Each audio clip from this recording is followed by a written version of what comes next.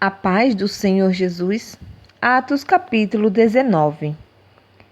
Enquanto Apolo estava na cidade de Corinto, Paulo viajou pelo interior da província da Ásia e chegou a Éfeso. Ali encontrou alguns cristãos e perguntou: Quando vocês creram, vocês receberam o Espírito Santo? E eles responderam: Nós nem mesmo sabíamos que existe o Espírito Santo. Então, que tipo de batismo vocês receberam? Perguntou Paulo. O batismo de João Batista, responderam. Então Paulo disse: João batizava aqueles que se arrependiam dos seus pecados. E também dizia ao povo de Israel que eles deviam crer naquele que havia de vir depois dele, isto é, Jesus. Depois de ouvirem isso, aqueles homens foram batizados em nome do Senhor Jesus. Aí Paulo pôs as mãos sobre eles e o Espírito Santo veio sobre eles. Então começaram a falar em línguas estranhas e a anunciar também a mensagem de Deus. Esses homens eram mais ou menos 12. Durante 3 meses, Paulo foi à sinagoga e falou com coragem ao povo. Ele conversava com eles e tentava convencê-los a respeito do reino de Deus.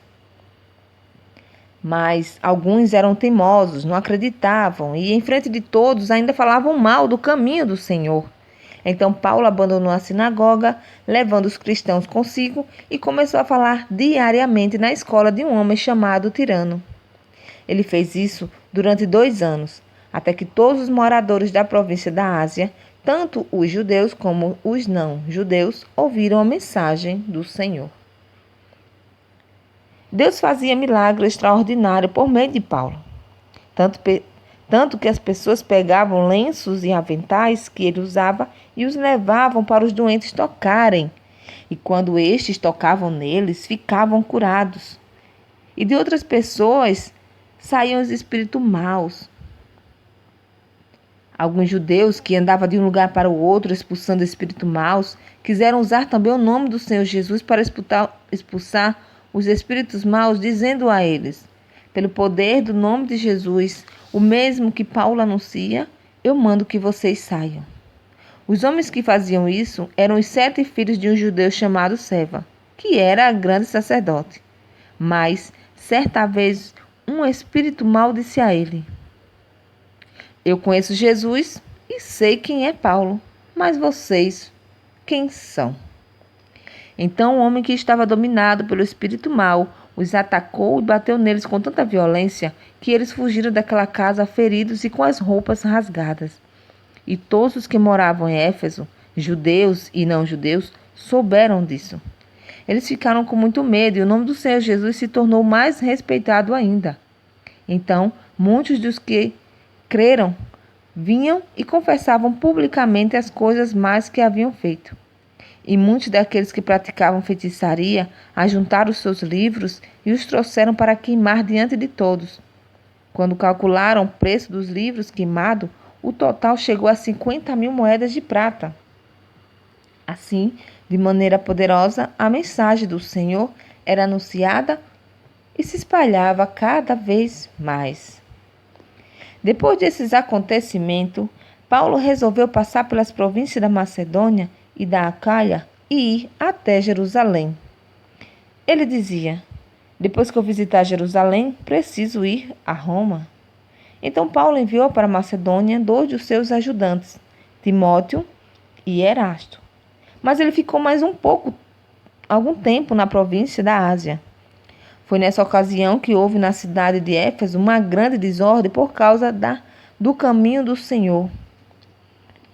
Um ourive, chamado Demétrio, fazia pequenos modelos de prata do templo da deusa Diana, e o seu negócio dava muito lucro aos que trabalhavam com ele. Então, ele chamou estes e outros da mesma profissão e disse: Meus amigos, vocês sabem que a nossa riqueza vem deste nosso ofício. Vocês mesmos podem ver e ouvir o que esse tal de Paulo está fazendo. Ele afirma que os deuses feitos por mãos humanas não são deuses de verdade. E está conseguindo convencer muita gente, tanto daqui como de quase toda a província da Ásia. Assim, nós estamos correndo o perigo de ver o povo rejeitar o nosso negócio.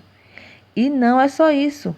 Existe o perigo de o templo da grande deusa Diana não ficar valendo mais nada e também de ser destruída a grandeza dessa deusa adorada por todos nós na Ásia e no mundo inteiro.